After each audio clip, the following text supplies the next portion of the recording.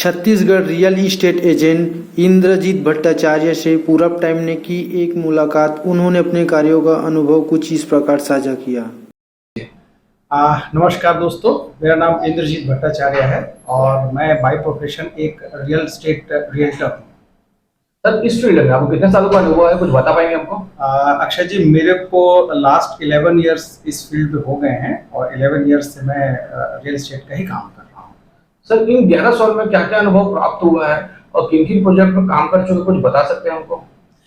देखिए अक्षय जी, real estate में काम करने के पीछे बेसिक जो एक ह्यूमन लाइफ की जो नीड होती है, रोटी कपड़ा और मकान, तो जो मैंने मकान की बात की उस सेक्टर से मेरा संबंध है, तो एक बहुत ही इम्पोर्टेंट सेक्टर है। और दूसरा क्या क्वेश्चन आप पूछ रहे थे उसके साथ अटैच क्या था? किन किन प्रोजेक्ट में काम कर चुके हैं सर? देखिए बेसिकली मेरी शुरुआत स्वास्थ्य ग्रुप के साथ हुई है और स्वास्थ्य ग्रुप के जो प्रोजेक्ट्स हैं जैसे कि कल्पवृक्ष है, रोजबे ग्रीन है और आपका स्वास्थ्य प्राइम सिटी है, ये सारे प्रोजेक्ट्स मैंने किए हुए हैं।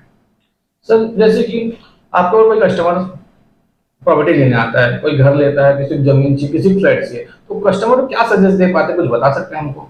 देखिए कस्टमर बेसिकली दो टाइप की नीड्स होती हैं। या तो कस्टमर प्री डिटरमाइंड होता है, मतलब उसको पहले से पता रहता है कि उसको क्या लेना है, घर लेना है, जमीन लेना है या फ्लैट लेना है। तो अगर वो प्री डिटरमाइंड है या पहले से उसने डिसाइड कर रखा है कि उसको क्या चाहिए, तो फिर हमारे पास उसके लायक जो चीजें रहती हैं या जो भी प्रोजेक्ट्स रहते हैं जो उसके नीड को फुलफिल करते हैं वो हम बता देते हैं। कुछ ऐसे कस्टमर्स होते हैं जो बोलते हैं कि हमको सिर्फ इन्वेस्टमेंट करना है, तो फिर हम उनकी नीड अकॉर्डिंग, मतलब भाई इन्वेस्टमेंट करना है तो सबसे पहले बजट क्या है, कौन से एरिया देख रहे हैं और कौन सा सेगमेंट जाना चाहते हैं, कि आप प्लॉट लेना चाहते हैं, घर लेना चाहते हैं या फ्लैट लेना चाहते हैं। तो अकॉर्डिंग कस्टमर जो उनकी नीड होती है उसके हिसाब से हम उनको सर्विसेज देते हैं। सर, रेरा के आने के बाद आपको क्या सुविधा मिली प्रॉपर्टी को लेकर, कुछ बता पाएंगे सर? बहुत सही सवाल आपने किया यहाँ पर। इससे पहले ये होता था कि हम जो प्रोजेक्ट देते थे उसमें क्या होता था कि कस्टमर के अंदर एक क्यूरियोसिटी होती थी कि जिस ब्रोशर का की मार्केटिंग करते हुए हम प्रोजेक्ट सेल कर रहे हैं, तो वो सारी फैसिलिटीज जो ब्रोशर में लिखे हैं वो कंप्लीट होगी कि नहीं होगी, या टाइम पे प्रोजेक्ट कंप्लीट होगा कि नहीं होगा। रेरा आने के बाद सबसे अच्छी चीज हो गई है कि टाइम लाइन पे सारी फैसिलिटीज के साथ प्रोजेक्ट कंप्लीट होता है, तो इसके साथ कस्टमर का सेटिस्फेक्शन बढ़ जाता है और कस्टमर बेफिक्र होकर रियल एस्टेट में इन्वेस्टमेंट करता है। सर, जैसे कि अगर मेरे पास प्रॉपर्टी लेना है या प्रॉपर्टी फाइनेंस होने के बाद किन किन दस्तावेजों की जरूरत पड़ती है, कुछ बता सकते हैं?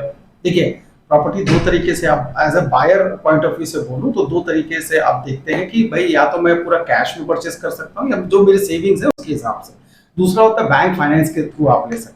तो बैंक फाइनेंस में आपको जो बेसिक रिक्वायरमेंट्स होती है, जैसे कि अगर आप गवर्नमेंट एम्प्लॉय हैं तो सैलरी स्लिप वगैरह की जरूरत होती है, पैन कार्ड, आधार कार्ड, ये जो बेसिक डॉक्यूमेंट्स होते हैं, इसके बेसिस पे आपको बैंक फंडिंग आसानी से हो जाती है आज की डेट में। सर, रेरा तो अभी 5 साल हुआ है आने में। रेरा के आने के पहले तो बहुत सारे फ्रॉड हुए हैं, तो रेरा में ऐसे कुछ नियम बना है या क्लाइंट्स को लेके या ब्रोकरिंग के चार्ज को लेके, यदि कोई कस्टमर या क्लाइंट या कोई घर मालिक हो गया अगर ब्रोकरिंग चार्ज नहीं दे पाता है, तो रेरा में कोई नियम बना है क्या कि वो ऐसा कुछ नियम बना है क्या रेरा में, कुछ बता पाएंगे हमको? नहीं, देखिए ब्रोकरेज तो बेसिकली अभी जो वर्तमान समय में चल रहा है, आप ब्रोकरेज उसके ऊपर अप्लाई नहीं कर सकते हैं।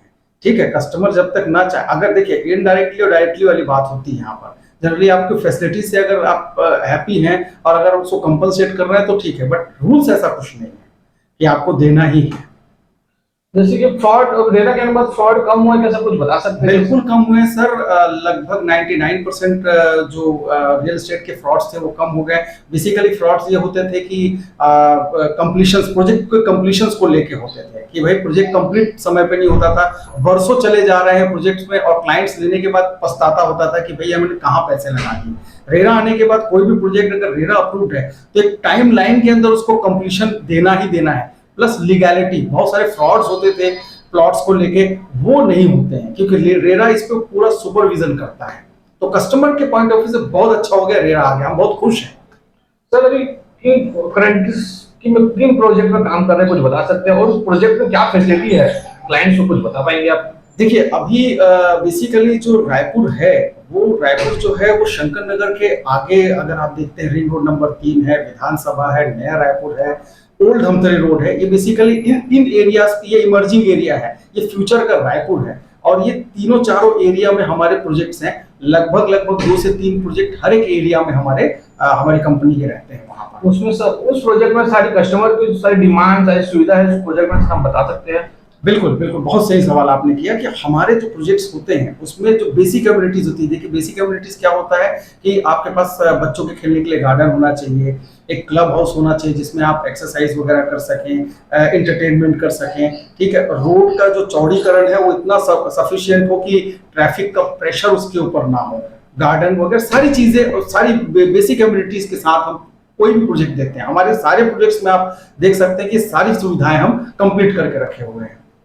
सर इस फील्ड में नए लोगों की क्या क्या स्कोप है? और जैसे हमारे यहाँ रहते हैं बहुत सारे युवा बेरोजगार घूम रहे हैं, तो कुछ बता पाएंगे उनको कि प्रॉपर्टी को लेकर कुछ बता पाएंगे आप? मैं आने वाले जो भी युवा मित्र हैं उनको ये कहूंगा कि ये बहुत ब्राइटन कैरियर है। मैं आगे बात करने से पहले अपने बारे में खुद बताता हूँ। मैं खुद भी एक जॉब में था, एक मल्टीनेशनल कंपनी में एज अ मैनेजर वर्क करता था। बट मैंने जब यहाँ पर आके रियल एस्टेट का काम देखा तो फ्री टाइम पे काफी अच्छे पैसे हैं यहाँ पर। बस आप कस्टमर को सर्विस देते जाइए, आपकी अच्छी मतलब आपकी जो भी एक्सपेक्टेशंस हैं इनकम को लेके वो फुलफिल होती रहेंगी। सर हमारे क्लाइंट क्या संदेश देना चाहते हैं सर प्रॉपर्टी को लेकर, बता पाएंगे? देखिए मेरा जो रियल एस्टेट को लेके जो अभी पिछले 11 साल का जो अनुभव है, अभी तक के मैंने इस सेक्टर को कभी भी डाउनग्रेड होते नहीं देखा। इन्वेस्टमेंट के बाकी इंस्ट्रूमेंट्स हमने देखे हुए हैं, चाहे आप गोल्ड ले लीजिए, चाहे आप शेयर मार्केट ले लीजिए, इनमें फ्लक्चुएशन रहता है। लेकिन जितने भी आपके दर्शक हैं उन्होंने खुद भी इन्वेस्टमेंट किया होगा, उनके कभी भी प्रॉपर्टी नेगेटिव साइड पे नहीं जाती। मान लीजिए अगर उन्होंने 1 लाख रुपए में प्रॉपर्टी लिया तो कभी 99,000 में नहीं बिकेगी। तो बाकी एसेट क्लास के बारे में हम ये नहीं कह सकते। तो as a customer point of view से, as a investor point of view से सबसे बढ़िया ये सेक्टर है। ठीक है सर, बहुत बहुत धन्यवाद आपसे बात करने के लिए। थैंक यू अक्षय जी, नमस्कार।